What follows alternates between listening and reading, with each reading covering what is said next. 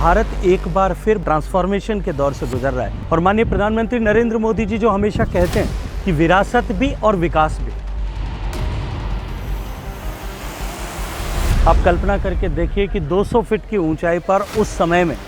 80 ton पत्थर को किस तरह से ऊपर ले जाया गया होगा।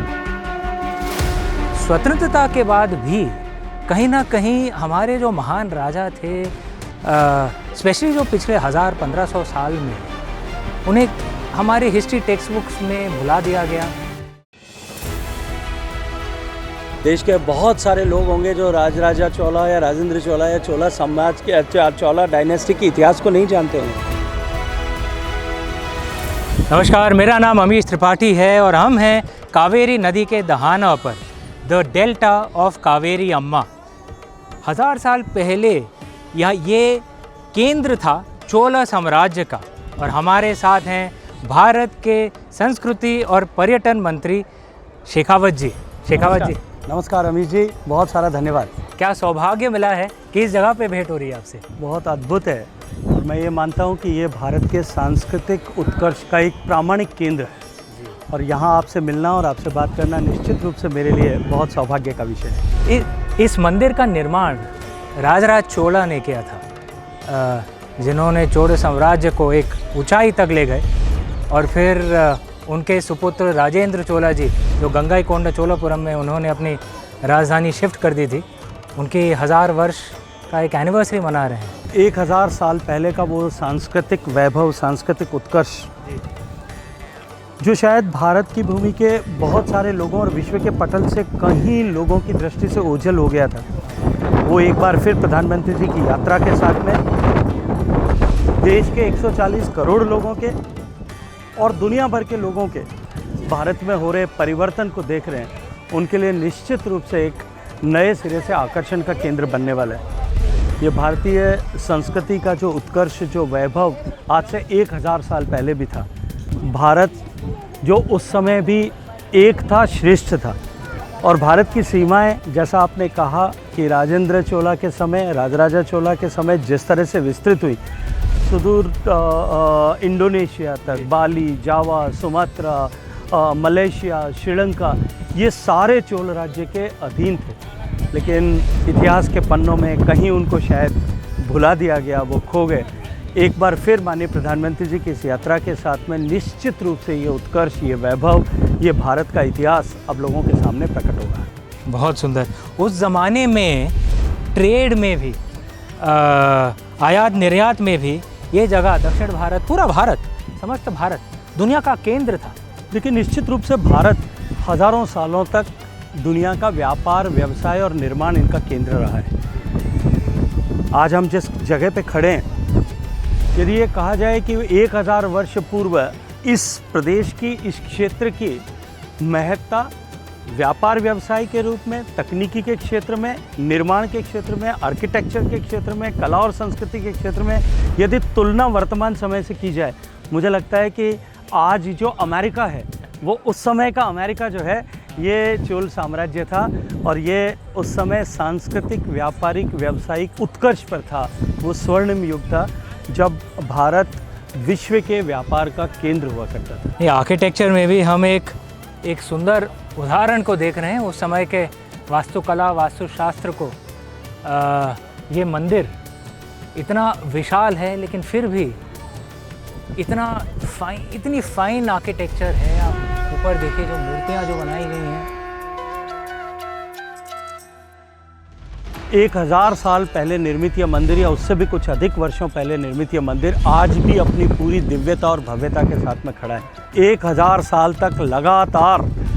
इस मंदिर ने सभी तरह के मौसम की प्रतिकूलताएं झेली होंगी, अनेक आक्रांताओं के रात जो है उस समय प्रहारों को सहा होगा, लेकिन उसके बावजूद भी आज इस भव्यता और दिव्यता के साथ में खड़ा है। आज ये 13 स्तरों पर, 13 खंडों पर बना हुआ मंदिर और मंदिर के शीर्ष पर 80 टन वज़न के 10 पत्थरों को मिला करके बनाया गया। आप कल्पना करके देखिए कि 200 फीट की ऊंचाई पर उस समय में 80 टन पत्थर को किस तरह से ऊपर ले जाया गया होगा और किस तरह से एक एक पत्थर पर जिस बारीकी के साथ में नक्काशी की गई है मुझे लगता है कि हर पत्थर सजीव होकर के यहाँ अपनी कहानी कहता हुआ बोलता है। उस समय का इतिहास, मंदिरों की महत्ता, और मंदिर केवल मात्र आस्था के केंद्र या जो है पूजा के केंद्र नहीं हुआ करते थे, मंदिर संस्कृति के केंद्र हुआ करते थे। मंदिर जो है एक बैंक के रूप में काम करता था, छोटे छोटे डोनेशंस लोगों को मिलते थे, वो उससे काम कर सकते थे। मंदिर व्यापार व्यवसाय का केंद्र होता था। तो मंदिर धार्मिक केंद्र के साथ साथ में सारी सामाजिक गतिविधियों के केंद्र में था। इन इंस्क्रिप्शंस पे लिखा हुआ तमिल में पढ़ा जा सकता है कि मंदिरों के संरक्षण के लिए इस मंदिर से होने वाली आय और इस मंदिर से अर्जित संपदा से क्षेत्र के अन्य मंदिरों को किस तरह से सहयोग प्रदान किया जाता था, किस तरह से गाँव के स्वराज्य को स्थापित करने के लिए, उसकी महत्ता को स्थापित करने के लिए किस तरह से इन मंदिर के माध्यम से गतिविधियों का संचालन होता था। मुझे लगता है कि हर पत्थर का अपना इतिहास है, हर पत्थर से अपना इतिहास की अपनी कहानी है, हर पत्थर अपनी कहानी कहता हुआ, कहानी सुनाता हुआ हम सबको दिखाई देता है। हर पत्थर एक कथाकार है। हर पत्थर एक कथाकार भी और एक पत्थर की कथा भी है। बिल्कुल, हमारी कोई आवश्यकता नहीं है। और मुझे लगता है हमारी आवश्यकता इस संदर्भ में है कि जो लोग इसको देखने से अभागे रह गए, जो यहाँ तक नहीं पहुँच पाए, हमारी बात सुन करके, हमारी बातचीत सुन करके जब वो यहाँ आए और आकर के इस भारत के इस वैभव को, भारत की इस पुरातात्विक संपत्ति को, संपदा को और भारत के अतीत को अनुभव करें, हमारी विरासत की महानता को अनुभव करें, ताकि ऐसे समय में जब भारत एक बार फिर बदलाव के दौर से है, ट्रांसफॉर्मेशन के दौर से गुजर रहा है, और माननीय प्रधानमंत्री नरेंद्र मोदी जी जो हमेशा कहते हैं कि विरासत भी और विकास भी अपने आप पर गर्व करते हुए विकसित होंगे, तो निश्चित रूप से हम अपनी कहानी को दुनिया के सामने बहुत बहुत गर्व के साथ में रख पाएंगे। ऐसे समय में जब भारत एक बार फिर बदलाव के दौर से है, ट्रांसफॉर्मेशन के दौर से गुजर रहा है, और माननीय प्रधानमंत्री नरेंद्र मोदी जी जो हमेशा कहते हैं कि विरासत भी और विकास भी। अंग्रेज़ों के शासन में तो ठीक है, लेकिन स्वतंत्रता के बाद भी कहीं ना कहीं हमारे जो महान राजा थे, स्पेशली जो पिछले 1000-1500 साल में,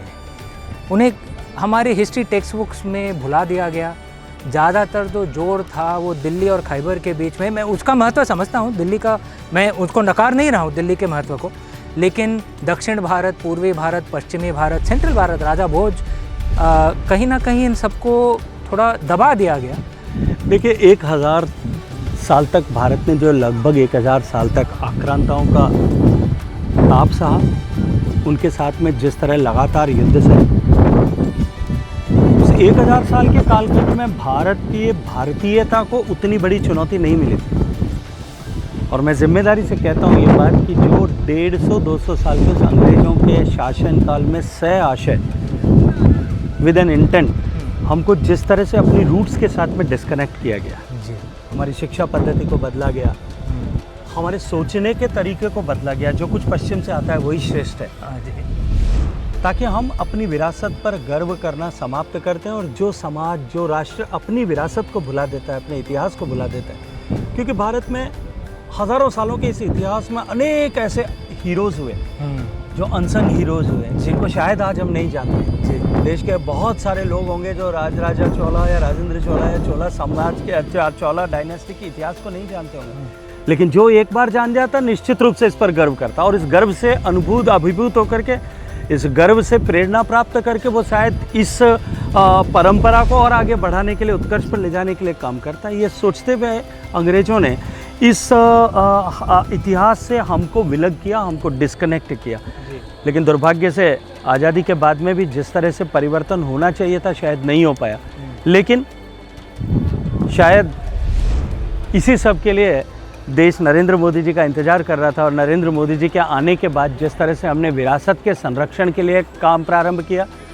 और साथ साथ में विरासत पर हमारे देश के लोग गर्व कर सकें इस दृष्टिकोण से, ताकि हम अपनी भाषाओं के साथ में जुड़ करके हम स्थानीय इतिहास को देख सकें। आज़ादी का अमृत काल के समय में जिस तरह से अनसंग हीरोज़ को आइडेंटिफाई करके उनको ग्लोरीफाई करने के एफर्ट्स किए गए, मैन्युस्क्रिप्ट मिशन के तहत भारत की लाखों ऐसी अमूल्य विरासत जो हमारी मैन्युस्क्रिप्ट्स के रूप में है, कहीं ताड़पत्र पे लिखी है, कहीं भोजपत्र पे, बार्क पे लिखी गई है, कहीं भोज के पत्तों पर लिखी गई है, कहीं सिल्क पर लिखी गई है, कहीं हस्त निर्मित कागज़ पर लिखी गई है, उन सब को जो है सहेजने, संवेदने, डिजिटाइज करके उस ज्ञान को हम विश्व के पटल पर लेकर के आएँ, ताकि भारत क्या था इसे लोग समझ सकें। हमारे पूर्वजों का ज्ञान विज्ञान के बारे में उनका उत्कर्ष या उन्होंने किस ऊंचाई को प्राप्त किया था, आज विश्व जिन खोज को कर रहा है वो सारे गणनाएं खोज हमारे ऋषियों मनीषियों ने पहले की थी, ये सब विश्व के पटल पर आ सके। और इसके साथ साथ में हमारे सारे ऐसे स्थान जो हमारे लिए गर्व का केंद्र हो सकते हैं, गौरव के केंद्र हो सकते हैं, उन सब केंद्र स्थानों का पुनर्निर्माण हो सके, उनको नई भव्यता प्रदान की जा सके, दिव्यता प्रदान की जा सके। काशी का कॉरिडोर होगा, उज्जैन का महाकाल मंदिर होगा, या सोमनाथ का मंदिर होगा,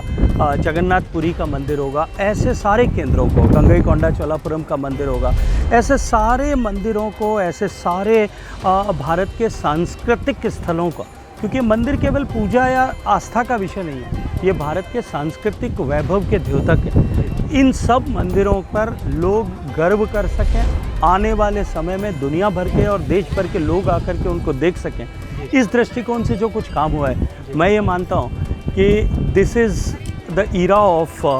the cultural reawakening of our country. हमारे देश के सांस्कृतिक पुनर्जागरण का दौर है, और जब सांस्कृतिक पुनर्जागरण के दौर की मैं बात करता हूँ तो हम अपने विचारों में, अपने व्यवहार में, अपनी संस्कृति में, और इसके साथ साथ में विश्व पटल पर भारत की संस्कृति को रखने में हम नए सिरे से अपने पुराने वैभव को दर्शा सकें। इस सब के लिए समन्वित प्रयास माननीय प्रधानमंत्री जी के नेतृत्व में हो रहा है। शेखावत जी, हम लोग यहाँ कावेरी डेल्टा में हैं, ये पूरे दक्षिण भारत में। हमारा परिवार मूलतः वाराणसी का है, मैं रहता मुंबई में हूँ, आप राजस्थान के हैं, लेकिन फिर भी हम लोग यहाँ पे आते हैं तो लगता है ये भी अपना है, ये है भारत में अनेकता में एकता। देखिए, निश्चित रूप से भारत जो कि विविधताओं से भरा हुआ देश है, बोली की, भाषा की, खान पान की, पहनावे की, पूजा पद्धति की, अनेक तरह की विविधताएं भारत में हैं। भौगोलिक विविधताएं भी है, वहाँ सुदूर पहाड़ है, बर्फ़ से ढके हुए उत्तर भारत में, यहाँ भारत भूमि के पांव पखारता हुआ समुद्र है, घने जंगल हैं कहीं एक तरफ, तो दूसरी तरफ मेरा क्षेत्र जो है राजस्थान, वहाँ रेगिस्तान है। लेकिन इतनी सारी विविधताओं के होते हुए भी सदियों से इस भारत भूमि को एकता के सूत्र में बहुत सारे तत्वों ने बांधा है। हज़ारों साल के उदाहरण उठा करके देखिए, सुदूर केरल के कालेड़ी गांव में जन्मा हुआ शंकराचार्य बालक वहां से पदयात्रा प्रारंभ करता है, देश के चारों कोनों पे जा करके 32 साल की उम्र प्राप्त करते करते तक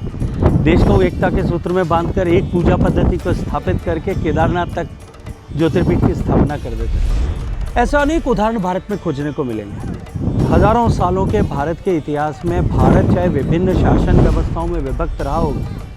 लेकिन कुंभ के अवसर पर पूरा भारत एक साथ संगम पर आता था। ऐसे बहुत सारे तंतु थे जो भारत को एकता के सूत्र में बांधते हैं। हमारा धर्म, हमारी संस्कृति, हमारे पूजा पद्धतियों की विविधता के बीच में भी एकता,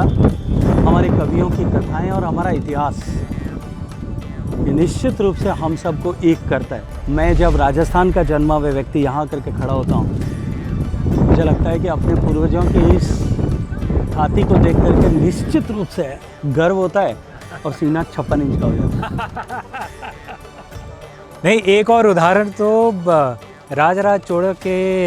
सुपुत्र राजेंद्र चोला का है, क्योंकि जब उन्होंने बंगाल तक शिकस्त पा ली थी,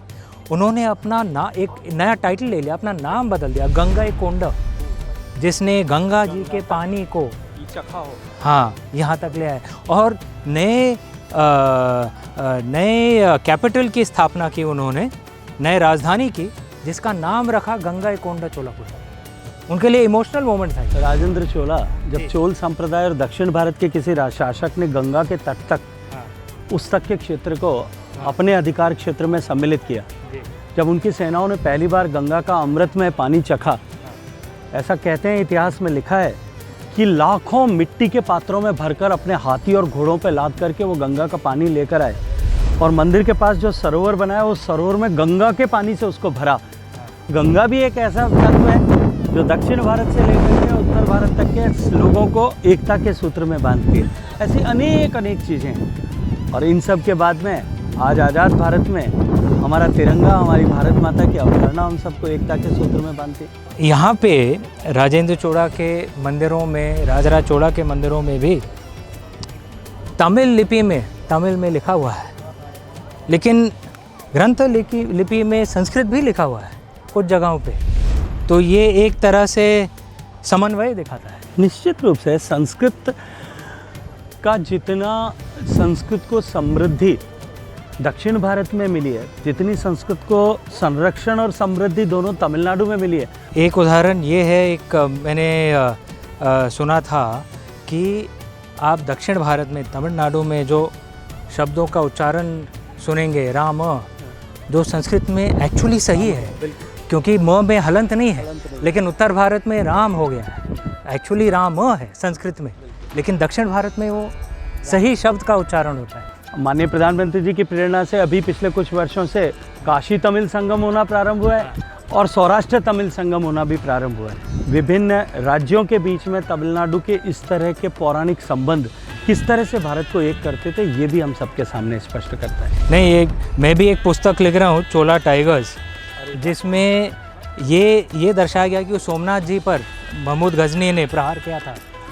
तो मेरी कल्पना ये है कि उन्होंने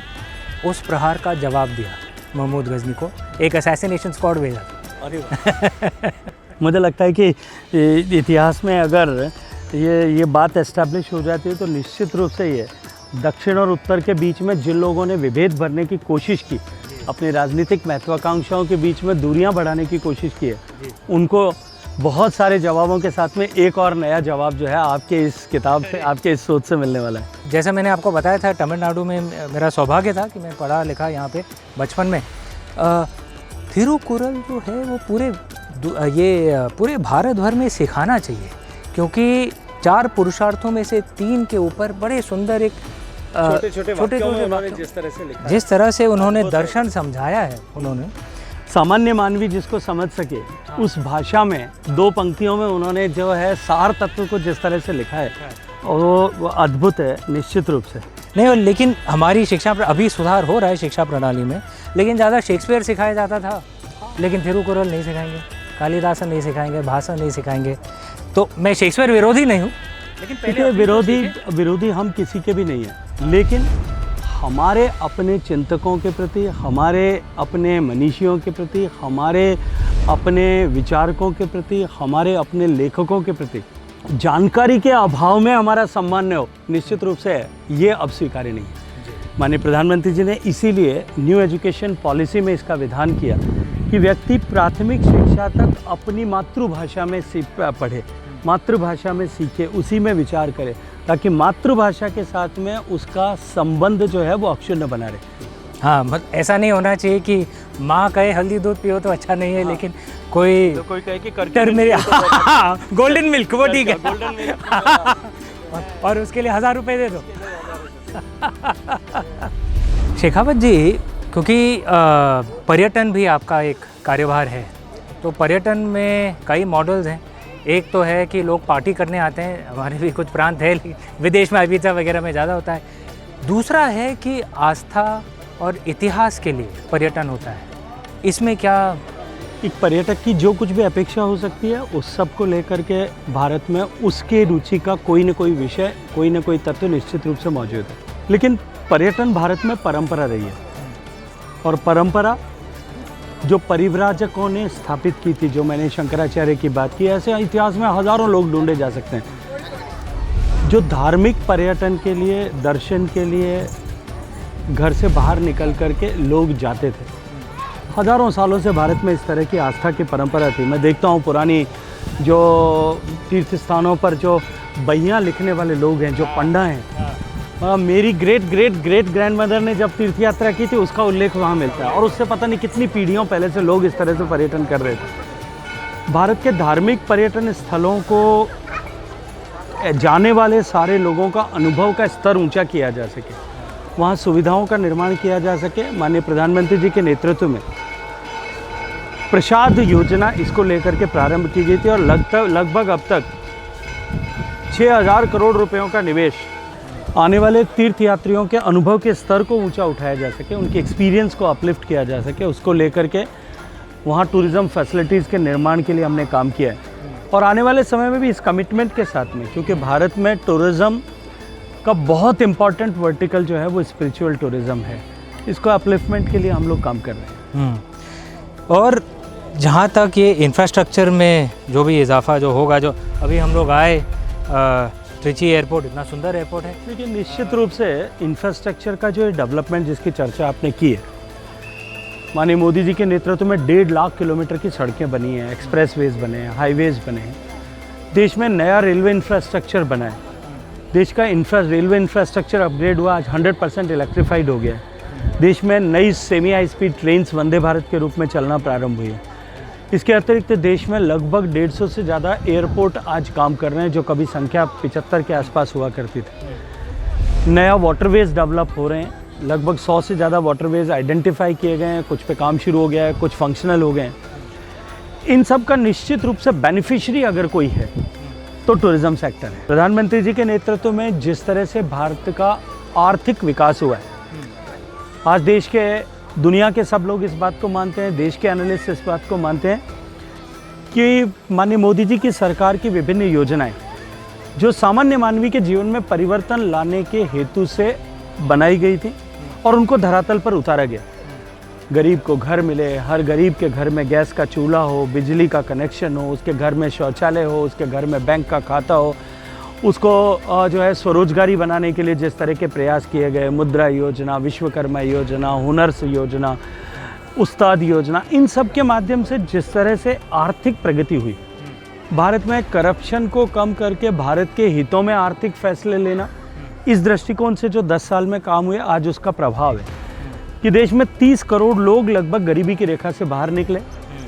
भारत की इकोनॉमी जो है वो 2 ट्रिलियन से बढ़कर के 4 ट्रिलियन तक पहुंची। हम दुनिया के जो है टॉप 4 कंट्रीज़ में आगे, तीसरे में जाने की तैयारी कर रहे हैं। इस आर्थिक प्रगति ने भी टूरिज़्म को एक बहुत बड़ा बूस्ट दिया है। तो निश्चित ही देश के टूरिज़्म के दृष्टिकोण से मैं देखूं तो जिस तरह से भारत आर्थिक दृष्टि से प्रगति कर रहा है, इंफ्रास्ट्रक्चर में प्रगति हो रही है, उसके साथ साथ में भारत में जैसा मैंने कहा कि जो सांस्कृतिक पुनर्जागरण हो रहा है, हम अपने विषयों पर, अपने इतिहास पर, अपनी लेगेसी पर जब श्रद्धा रखने लगे, तब जो है आज की परिस्थिति में लोगों का भारत को देखने और जानने का जो है वो चाम नए सिरे से बढ़ा है। और शेखावत जी, एक और सवाल, क्योंकि ये उठ के आता था, हमारी जो प्राचीन जो इमारतें थीं, कई बार पुराने ज़माने में मेंटेनेंस ठीक से नहीं होता था, अगर होता भी था तो, और मुझे इतिहास में बहुत रुचि है, दुख होता था कई बार देखता हूँ कि अच्छी पुरानी इमारत है, वहाँ पे बाथरूम टाइल चिपका दिया गया है। पहले धनराशि नहीं थी, अभी तो धन की कमी नहीं है, लेकिन थोड़ी मैं देख रहा हूँ कई जगहों पर, मैं हम्पी गया था, वहाँ पे बहुत इम्प्रूवमेंट हुई है, सुधार हुआ है। इसके ऊपर क्या कदम उठा? जैसा मैंने कहा कि अपनी विरासत के प्रति गौरव का भाव,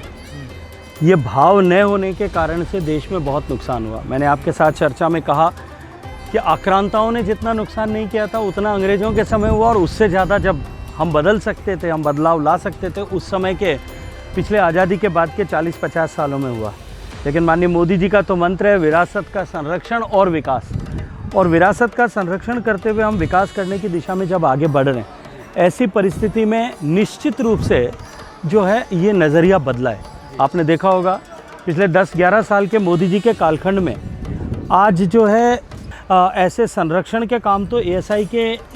तहत चल ही रहे हैं, लेकिन हम अपनी इन धरोहरों को विश्व के पटल पर ला सकें, इस दृष्टिकोण से भी काम हो रहा है। आज अभी हाल ही में आपकी जानकारी में विषय आया होगा, 15 दिन पहले ही भारत की एक अमूल्य धरोहर हमारे मराठा राजाओं ने जिस तरह से अपनी समुद्री सीमा की रक्षा के लिए एक सीरीज़ ऑफ फोर्ट्स का निर्माण किया था, उस मराठा मिलिट्री लैंडस्केप को हमने यूनेस्को वर्ल्ड हेरिटेज में रजिस्टर कराया है। और ये 10 साल में 14वीं ऐसी असट थी जिसको हम रजिस्टर करा पाएँ। और इसके अतिरिक्त इन टेंजिबल एसेट्स के अतिरिक्त हमने जो है वर्ल्ड मेमोरी रजिस्टर में नाट्य शास्त्र को रजिस्टर कराया, हमने गीता को रजिस्टर कराया, और इस तरह से अनेक ग्रंथों को हमने उसमें सूचीबद्ध किया। इसके साथ साथ में अपनी इंटेंजिबल कल्चरल हेरिटेज को भी जो है प्रधानता के साथ में हमारी मेहंदी लगाने की जो है अंतर्देशीय परंपरा से लेकर के,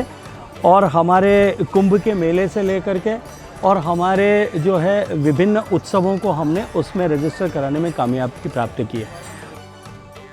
एक तरफ हम अपनी विरासत का, चाहे वो मूर्त है या अमूर्त है, उसके संरक्षण की गतिविधियों पर काम कर रहे हैं। दूसरा, क्योंकि अब हमने उस पर गर्व करना शुरू किया है, इसलिए अब चेतना व्याप्त हुई है। तो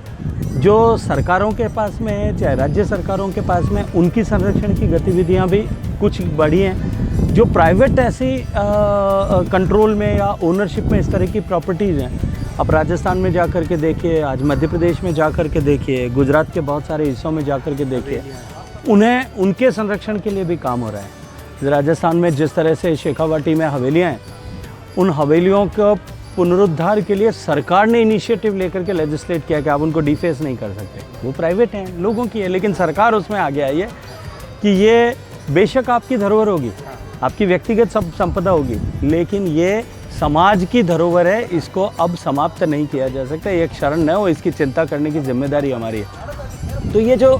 नई चेतना आज लोगों के मन में आई है, निश्चित रूप से ये चेतना जो है आने वाले समय में हमारी इन धरोहरों के संरक्षण को और अधिक गति प्रदान करेगी। चोला के मंदिर में हैं, जो उन्होंने जो बनाया था, उनके जो सुपुत्र थे राजेंद्र चोला, उन्होंने एक ऐसे ही मंदिर की रचना की थी गंगाईकोंडा चोड़ापुरम में। लेकिन क्योंकि वो बेटे थे, क्योंकि ये बहुत ही विशाल मंदिर है, ऊंचा है, इस मंदिर से 5 फुट कम उन्होंने अपनी मंदिर बनाई कि मैं बेटा हूँ। देखिए, ये भारत का संस्कार है, ये है भारत का संस्कार है कि मैं अपने पिता से ऊंचा नहीं हो सकता। मैंने भव्य बनाया, मैंने दिव्य बनाया, लेकिन मेरी ऊंचाई मेरे पिता से, चाहे मेरा साम्राज्य बड़ा हो गया होगा, विस्तार बड़ा हो गया होगा, मैंने और भव्य बनाया होगा, लेकिन मेरी ऊंचाई मेरे पिता से ऊंची नहीं हो सकती। ये भारत का संस्कार है और यही भारत का संस्कार भारत को सम्मान दिलाता है, भारत के प्रति लोगों को जो है वो विश्वास पैदा करता है कि भारत में यदि हम कुछ हासिल करते हैं तो वो केवल अपने लिए नहीं, वो लोक कल्याण के लिए, विश्व बंधुत्व के लिए, मानव मात्र के कल्याण के लिए, जगत के कल्याण के लिए, जीव के कल्याण के लिए होता है। बहुत सुंदर कहा आपने। अगर सम्राट राजेंद्र चोला से हम कुछ सीख सकते हैं कि पेड़ जितना भी विशाल होता है, जितना ज़्यादा फल होता है, उतना ही ज़्यादा झुकता है। यही हम राजेंद्र चोला से सीख सकते हैं। भारत माता की जय। भारत माता की। बहुत आनंद हुआ अमीश भाई आपसे बात करके, सुखद संयोग था, आपसे मिलना हुआ यहाँ और इस दिव्य स्थान पर, इस पवित्र स्थान से हम लोग बात कर पाए। बहुत सारा आपका अभिनंदन। Thank you.